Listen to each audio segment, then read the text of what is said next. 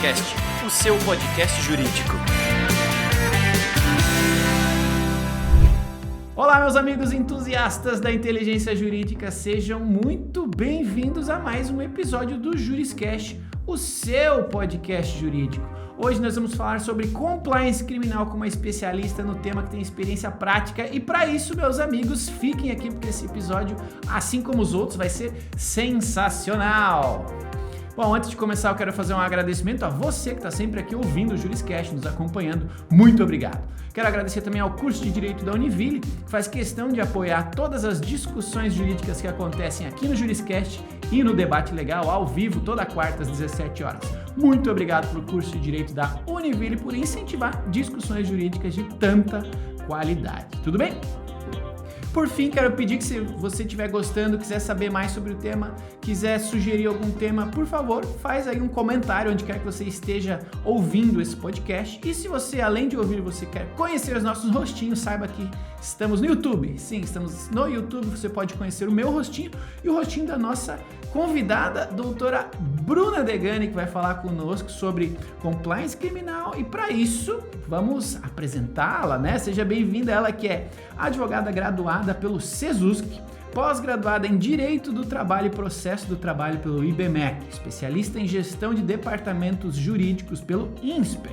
Também é presidente da Comissão de Advocacia Corporativa da OAB de Santa Catarina, gerente jurídica e DPO, Data Protection Officer, na área de tecnologia e grande entusiasta da advocacia corporativa, além, é claro, de embaixadora jurídica da ProJuris. Doutora Bruna Degani, então, vai falar sobre os desafios do compliance criminal. Em nome da audiência, em meu nome, doutora Bruna, seja muito bem-vinda ao Juriscast. Faquini, obrigada mais uma vez pela oportunidade. Quero agradecer a audiência por estar aqui conosco, nos prestigiando e espero poder contribuir ao máximo com o conteúdo compartilhado aqui com vocês e vou estar à disposição para eventuais dúvidas. Obrigada mais uma vez. Legal, vamos falar com uma DPO, gente, né? Vocês lembram lá atrás quando a gente começou a falar sobre LGPD, que a gente se perguntava, nossa, LGPD, será que vem mesmo? Será que vai vir? Será que a agência vai sair? Será que vão existir DPOs? Sim, eles existem. Temos uma aqui falando com a gente sobre compliance. Super legal. E eu gosto de começar os episódios do Juriscast com contexto para alinhamento, né? A nossa audiência é jurídica, mas nem sempre eles entendem aprofundadamente do tema que a gente vai falar. Então, antes de entrar aí nos desafios do compliance criminal, gostaria de convidar você, doutora, a fazer um alinhamento sobre compliance, né? De maneira resumida, o que é compliance e por que a gente está falando nisso e depois vamos entrar numa parte específica do compliance. O que é compliance? Você pode alinhar para a nossa audiência esse conceito? Combinado. O compliance nada mais foi um tema que foi importado do âmbito internacional, mas ele aqui no Brasil, ele surgiu em 2013 por conta do processo de Lava Jato que teve aqui no nosso país e com o surgimento da legislação da anticorrupção. E o termo compliance nada mais é do que fazer o certo, independente de ter ou não alguém vendo. E também é conhecido como integridade, fazer coisas íntegras, corretas, de forma ética, de acordo com a moral e bons costumes que a nossa sociedade sempre gera expectativa nas pessoas. Sensacional, sensacional. A gente falou muito sobre compliance aqui no Juriscast, inclusive já tivemos alguns episódios sobre compliance ao longo do ciclo de vida dessa terminologia tão importante, em especial para empresas. A gente já fez alguns episódios esclarecendo e aprofundando o tema. Então, se você aí é um entusiasta do compliance, está estudando o tema, quer saber mais sobre ele, tem outros episódios aqui do Juriscast falando sobre isso, tá? Mas, vamos ao tema do episódio, meus amigos e doutora Bruna. Hoje nós vamos falar sobre os desafios do compliance criminal e a minha pergunta, agora que já estamos alinhados, já estamos nivelados no nosso conhecimento, já entendemos que estar em compliance, né, estar alinhado aí com as melhores práticas é importante. Por que agora a gente tem que falar de compliance criminal? É algo bastante específico ou muito comum e do que se trata aqui para a gente começar a deixar a nossa audiência por dentro desse tema? O compliance criminal, ele nada mais é do que a consequência de não ter feito um programa de integridade dentro das empresas ou as pessoas terem descumprido esse programa. E a consequência é as penalidades, as sanções que essa legislação da Lei de Anticorrupção, ela deixa especificado para aquelas pessoas que não cumprirem essa legislação ou não cumprirem os programas de integridade já implantados nessas empresas. Mas, Facchini, como falei, a parte criminal é o fim, é meio que o puxão de orelha, é a consequência, mas eu sempre falo e bato na tecla de que o início do programa de compliance, quem primeiro numa empresa tem contato com esse programa, é a área trabalhista, é a área de recursos humanos, porque muitas das vezes esse programa de integridade, de compliance, ele vem no momento do onboard, da chegada desse novo colaborador na empresa. E quando esse novo colaborador ele chega, ele tem todo um kit admissional junto com o seu contrato de trabalho, que o principal documento, o primeiro contato que esse colaborador ou qualquer parte envolvida nesse processo de contratação nas empresas, ele tem uma cláusula específica da cláusula das disposições de anticorrupção, que, em resumo, são cláusulas que deixam explícito que as partes desse contrato, independente de ser contrato de trabalho, contrato de prestação de serviço, contrato de diretor executivo, por exemplo, tem essa cláusula para dizer que as partes envolvidas nesse instrumento contratual estão comprometidas a cumprir essa legislação que eu mencionei anteriormente e as regras, padrões e procedimentos que essa empresa espera dele e que deu conhecimento para essa pessoa sobre o mínimo que a empresa espera dele, que é cumprir com o código de conduta, com as políticas, por exemplo, de fornecimento de brindes, políticas no caso de colaborador que pode contratar um fornecedor, de não fazer direcionamento de contratações e assim sucessivamente. Mas eu também digo que o programa de compliance é um organismo vivo. Ele não é um projeto com início, meio e fim. Ele é uma roda que está sempre em movimento no sentido de tem um início, o meio, o fim às vezes é o treinamento, começa de novo porque vem novas pessoas envolvidas nesse programa, treina elas novamente, atualiza os documentos e enquanto essa empresa estiver cumprindo com a sua função social, esse programa ele sempre será revisitado pelas pessoas que são responsáveis por ele. Que no início chegou a ideia de que o compliance era uma vertical dentro dos departamentos jurídicos. Hoje, devido à criticidade, ao porte que esse tema tem dentro das empresas, ela acabou se desmembrando dos departamentos jurídicos, indo para a área de governança, para as áreas de regulatórios, por conta da necessidade dessa área ficar como se fosse um guarda-chuva dentro das empresas.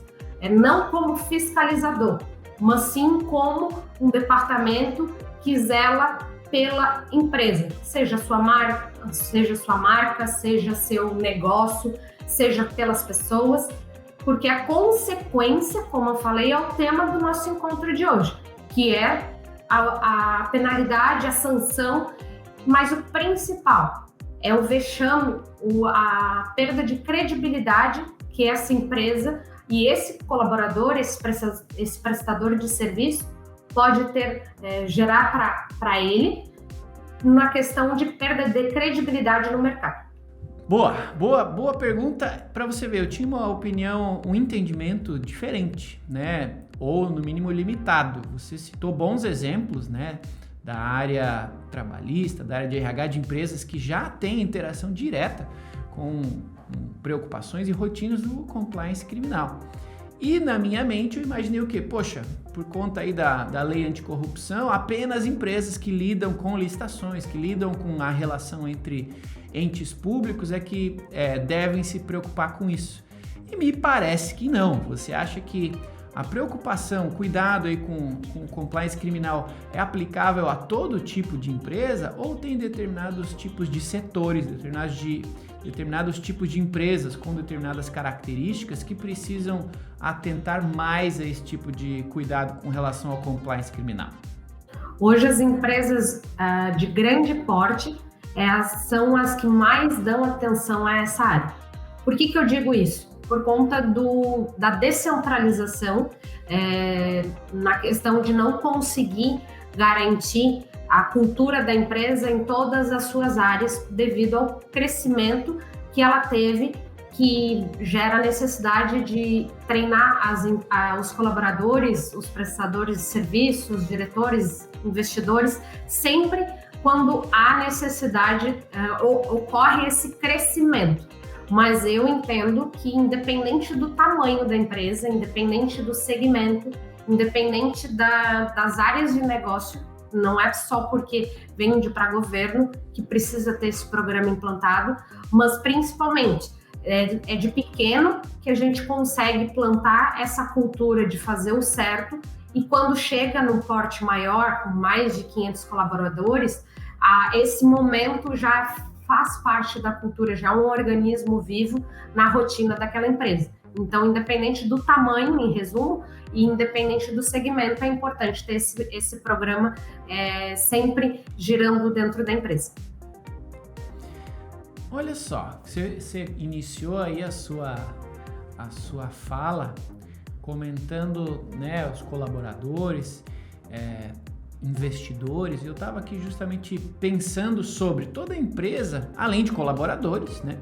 Ela pode ter investidores também, e com cada um desses grupos ela tem um tipo de relacionamento, né? Mas, no geral, toda empresa também tem fornecedores, né?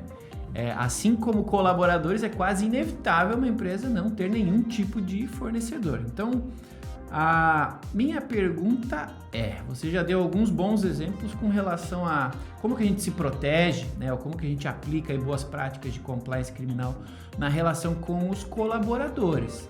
Mas será que dá para a gente falar de alguns exemplos ou alinhar coisas importantes para outras relações como esta, por exemplo, com fornecedores, com investidores e até com algum outro tipo de relacionamento que eu não citei aqui, mas que você aí na sua prática, na sua experiência, já vivenciou e entende que sejam importantes a gente citar aqui para a audiência? Um exemplo que eu compartilho aqui com a audiência, Facchini, é que, por exemplo, esse programa ele também fica envolvido numa área que é a área ambiental, socioeconômica, socioambiental. E quando a gente fala de fornecedor, um exemplo que me marcou muito a minha trajetória profissional, de ver a importância de ter essa cláusula no contrato e treinar os fornecedores, os canais que estão envolvendo, se relacionando com as empresas, foi no sentido de ser um representante um representante técnico, que ele simplesmente foi contratado para fazer a instalação do equipamento. E o que chamou a atenção do meu cliente, sabendo que a gente tinha um programa de compliance já implantado, ele se sentiu à vontade de entrar em contato com o nosso canal de denúncia e informar que não atendeu a expectativa dele e, principalmente, descumpriu o nosso programa o fato dele ter feito o descarte da caixa de papelão que estava transportando o equipamento de forma incorreta. Então, o que deixou o meu cliente insatisfeito foi o fato dele ter feito, o representante ter feito o descarte de forma incorreta na rua, sem embalar, sem entregar para um reciclado correto, para o destino, para aquele papelão não gerar toda uma consequência ambiental naquela região. Então, a gente precisou fazer uma ação de advertência verbal, fazer um treinamento, uma política de como esses representantes devem fazer a instalação e os descartes dos componentes que não são necessários para ficar no equipamento quando finalizada a instalação. E ele mesmo não imaginou o quanto isso poderia gerar de transtorno naquela região, porque aí a gente precisou contratar um profissional da área ambiental para explicar quanto tempo demora para um papelão se decompor no meio ambiente. Então foi importante para mim no sentido de ver que é mais uma nova área que o compliance também fiscaliza, porque a gente já está acostumado que a reciclagem é importante para o nosso meio ambiente, mas as nossas ações diárias, elas são mais importantes ainda. É isso aí, meus amigos, essa é a doutora Bruna Degani, falando com a gente sobre os desafios do compliance criminal. Sensacional, muito obrigado por estar aqui conosco, doutora Bruna, muito obrigado também a você aí da audiência que tem nos acompanhado. Deixe aqui o seu joinha no YouTube, se você estiver acompanhando a gente pelo YouTube. Deixe aí a sua avaliação das estrelinhas, se você estiver ouvindo em alguma plataforma que permite esse tipo de avaliação. E acima de tudo, faça seus comentários. Eu gosto de ler com muito carinho os comentários de vocês e é através deles que eu descubro se vocês estão gostando dos conteúdos, não estão gostando dos conteúdos e que outros conteúdos ou pessoas, né, ou referências, assim como a doutora Bruna, vocês gostariam de ver por aqui. Então, por favor, façam aí seus comentários que vai ser muito bom sentir aí, conseguir ler o entendimento e o gosto que vocês estão tendo pelo conteúdo que a gente produz aqui com tanto carinho para vocês, tá bom? Muito obrigado então. Vamos adiante, doutora Bruna. A outra pergunta importante, né? Tem vários advogados aqui na nossa audiência e, logicamente, a pergunta não pode calar. Você acredita que é imprescindível uma assessoria jurídica para que empresas, para que nestes casos aplicáveis a gente garanta tanto a aplicação, né, quanto a recorrência da correta implementação de um programa de compliance, em específico com cuidados a respeito do compliance criminal? Você entende que é obrigatória essa relação com uma assessoria jurídica? É importante, mas eu confesso para vocês que essa área, infelizmente, ela não é exclusiva de advogados. Então, a concorrência é muito maior. Então, o que eu gostaria de deixar de mensagem aqui, Facchini, é que eu acho importante os nossos advogados não serem especialistas no assunto, mas conhecerem, terem domínio prático sobre e tornarem essa área como um produto dentro dos seus escritórios, por aos poucos irem modernizando a forma de atuação dentro das empresas para que esses projetos aconteçam em menos tempo, porque, como eu falei, é um organismo vivo, então a necessidade de implantar, às vezes chega para os escritórios de advocacia com uma celeridade que eles não têm condições de implantar no tempo que o cliente espera. Mas quando a gente consegue entender esse programa de forma clara, estruturada, com fases, com plano de ação, tudo redondo, é mais fácil tanto para o escritório garantir o cumprimento desse prazo, como também para aquele profissional ele passar segurança para o seu cliente e se tornar parte daquela empresa. Porque, como eu falei, um escritório de advocacia, ele pode ser contratado para implantar. Depois, ele pode ser contratado para realizar os treinamentos dentro daquela empresa.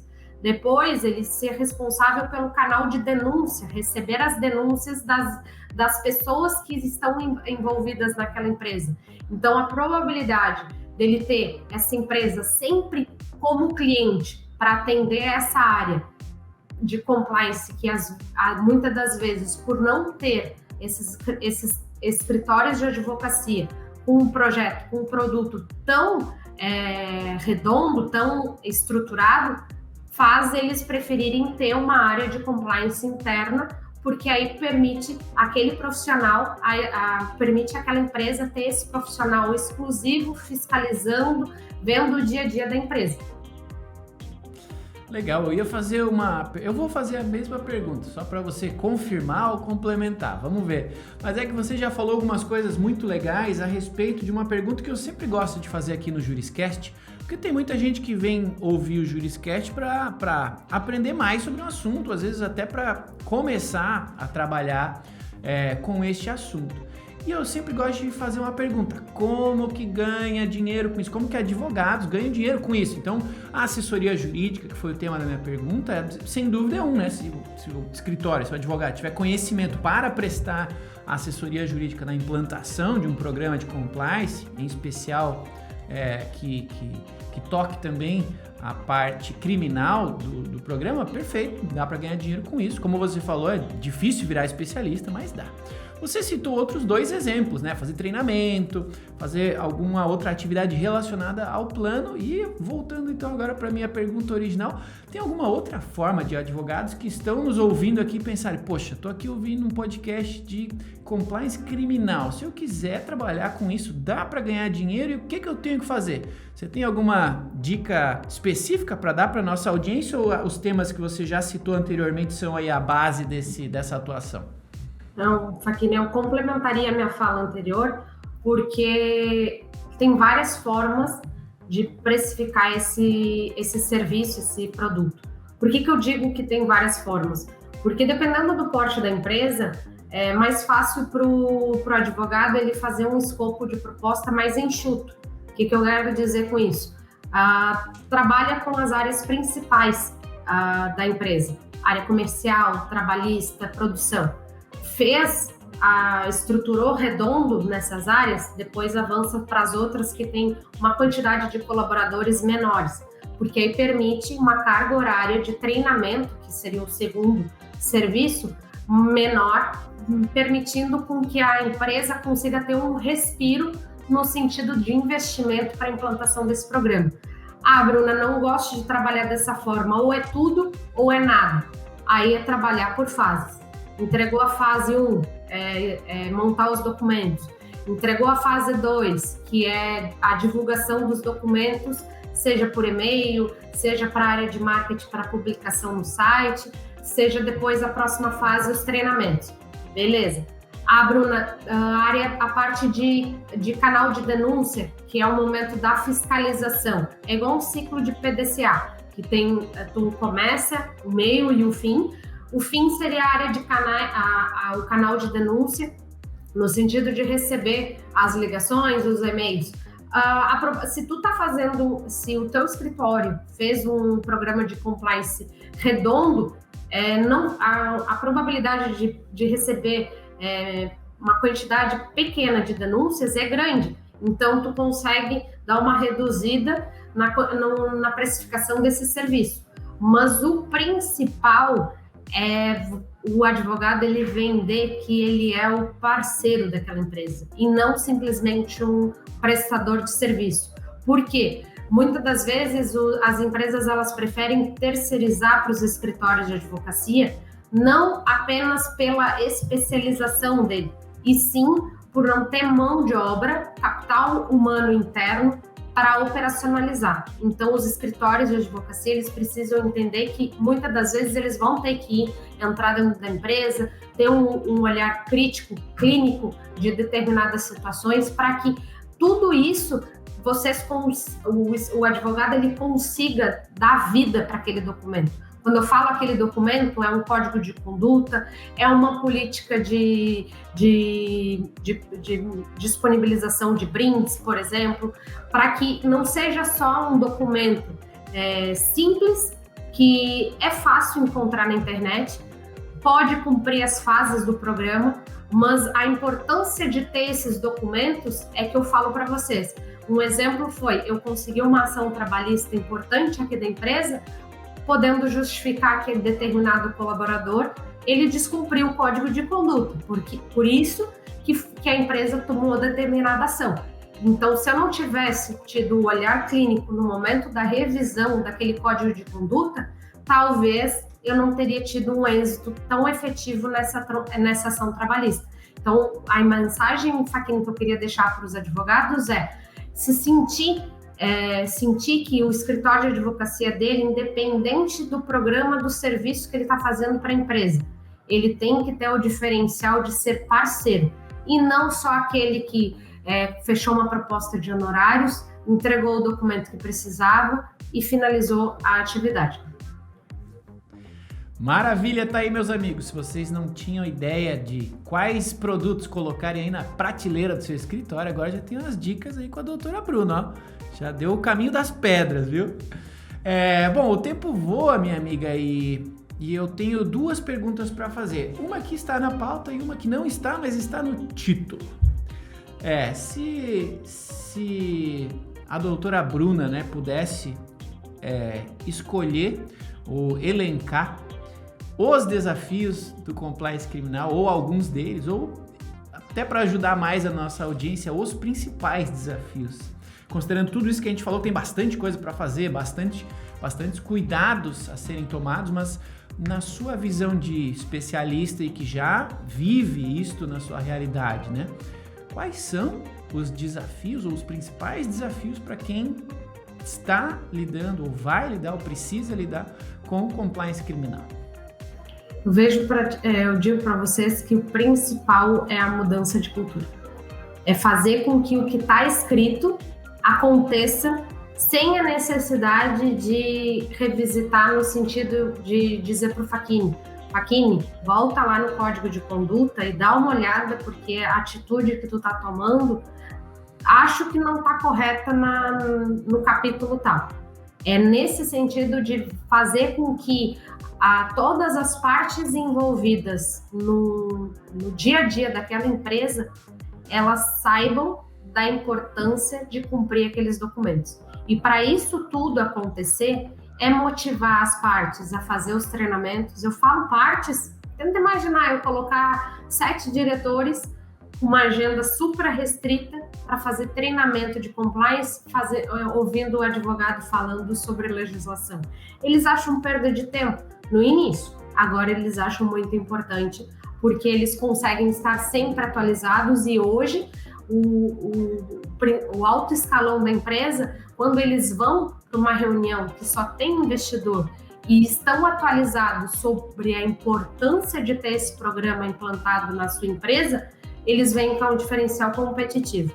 Ou a mudança que eu fui muito agraciada com feedbacks super positivos aqui na empresa foi o colaborador indo para o supermercado e a pessoa entregou o troco errado e ele falou uma das frases que estava no código, que é essa que eu sempre bato na tecla, é fazer o certo independente de ter gente vendo.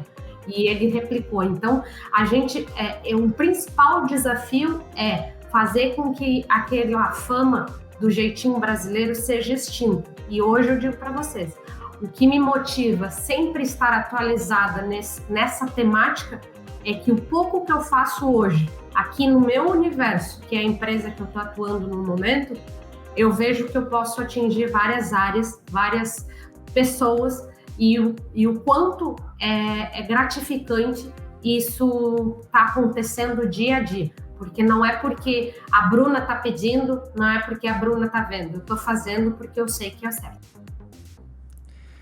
Que delícia de ouvir isso, viu? Quando vem do coração, a gente sente nas palavras que é natural, né? Que bom, que bom. Eu também sou entusiasta aí de que a gente elimine esse jeitinho brasileiro aí da nossa existência, da nossa história, porque é muito triste esse jeitinho brasileiro, se dar bem em cima dos outros, né? E a gente precisa ser mais igualitário, né? A gente precisa ser mais... Todo mundo se dá bem junto. Acho que quando todos ganham, ninguém perde. Esse é o jeito certo e não o jeitinho brasileiro.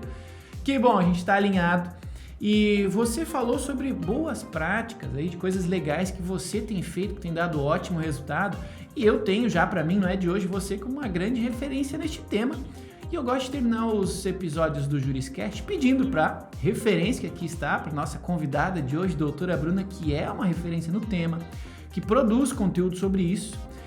Se você teria alguma indicação, logicamente, a primeira delas imagino que seja suas próprias redes, seus próprios contatos, mas se você tem alguma outra indicação de pessoa, de curso, de livro, de site, de alguma outra referência para que a nossa audiência consiga continuar evoluindo no seu entendimento sobre o tema, no seu conhecimento sobre o tema, para que nós todos, né, enquanto personagens aqui atuantes no mundo jurídico, possamos estar evoluindo a nós mesmos, em primeiro momento, claro, mas evoluindo esse nosso ecossistema jurídico. O que você recomenda de referências para que nós todos possamos continuar crescendo nesse tema depois que o episódio acabar? Eu falo para ti que tem várias doutrinas, Facchini, que eu poderia listar várias aqui para nossa audiência, mas eu falo para vocês que foi muito importante para esse programa acontecer aqui dentro da empresa, que foi uma norma, a ABNT de compliance, que é possível, infelizmente é um conteúdo exclusivo da nossa ABNT, mas vale o investimento, porque ali nesse documento ele informa todo o passo a passo de como implantar um programa, dá um norte para quem quer algo prático e permite também vocês prepararem os nossos clientes, deixarem eles prontos para, caso eles decidam fazer um investimento em ter a certificação dessa associação, como vocês seguiram o que delimita a norma, vai ser só consequência. É o teu cliente que vai decidir ter ou não ter aquele certificado na parede. Mas como eu falei nesse nosso episódio, Facchini, o importante não é o documento na parede, e sim ele está fazendo parte do dia a dia da organização. É isso aí, meus amigos. Esta é a doutora Bruna Degani, compartilhando seu conhecimento, suas experiências práticas com a gente. Doutora, em nome da audiência, em meu nome, em nome da Projuris, muito obrigado por ter vindo aqui compartilhar tanto conhecimento, especialmente conhecimento prático, que ele já ajuda a audiência a sair fazendo também, né? Então, muito obrigado por ter aceito o desafio de estar aqui compartilhando conosco. Obrigado. Eu que agradeço, Facchini. Sempre que precisar, eu estou à disposição. E se a audiência ficar com alguma dúvida, só comentar aqui no nosso vídeo, que tenho certeza que vocês me acionam para esclarecer. E nas minhas redes sociais, eu sempre estou à disposição. É um prazer ter todo mundo aqui me prestigiando e eu tendo a oportunidade de compartilhar conteúdo dia após dia, porque conteúdo compartilhado é muito melhor do que eu acabar retendo a informação e não estar fazendo a diferença. É isso aí, o mundo é colaborativo. Quando a gente compartilha conteúdo, a gente compartilha conhecimento e alegria muitas vezes. Então, se você está ouvindo, está vendo, está assistindo a gente, @BrunaDegani lá no Instagram. Passa lá, siga a doutora Bruna. É isso mesmo, né, Bruna? Não falei errado. Tá tudo certo. Eu sou seguidor, já sei até de cor. E você vai lá acompanhar o conteúdo da doutora Bruna, tem muito conteúdo legal. Então, está disponível aqui uma referência para você seguir e, claro, esclarecer caso tenha alguma dúvida, caso tenha alguma pergunta. Estamos todos aqui para ajudar. Tudo bem? E é isso, meus amigos, Juriscast. Então este episódio fica por aqui, mas todos os demais continuam 100% gratuitos e disponíveis para você em qualquer plataforma de consumo de áudio. Se você usa o Spotify, estamos lá. Se você usa o Deezer, estamos lá. Se você usa o YouTube, estamos lá. Se você usa a Apple ou o Google Podcasts, estamos lá. Se você usa sinal de fumaça, estaremos lá também. O podcast ele é onipresente para quem quer buscar mais conhecimento jurídico e continuar evoluindo na sua carreira e na sua rotina jurídica. Estamos aqui disponíveis. Este é o nosso propósito, ajudar todos nós a evoluirmos em conjunto e fazermos, claro, um ecossistema jurídico cada vez mais rico e cada vez mais interessante para todos que se envolvem nele. Lembrando então que se você gostou desse episódio, por favor, avalie, deixe seu joinha, deixe suas estrelinhas, deixe seu comentário. Vai ser uma alegria ler os comentários de vocês e nos conhecermos. Siga também a mim, @Thiago Facchini. Estou aí em todas as redes sociais com este nome, Thiago Facchini. Vai ser um prazer conhecê-los. E é isso, meus amigos. Agradecimento especial aí aos entusiastas da inteligência jurídica que nos acompanharam até o final de mais um episódio. Toda quinta-feira tem um novo Juriscast para você, com um tema jurídico diferente, um convidado diferente. Fique à vontade então para consumir, para recomendar, para levar adiante esta nossa sina de compartilhar conhecimento jurídico. Tudo bem? Obrigado então a todos vocês, a doutora Bruna, cada um de vocês que faz parte do Juriscast. Nos vemos quinta-feira que vem no próximo episódio do Juriscast, o seu podcast jurídico. Até lá e tchau. Você ouviu o Juriscast. Produção e oferecimento ProJuris, plataforma de inteligência legal, líder no desenvolvimento de software para departamentos jurídicos e escritórios de advocacia, powered by Softplan. Conheça mais em projuris.com.br.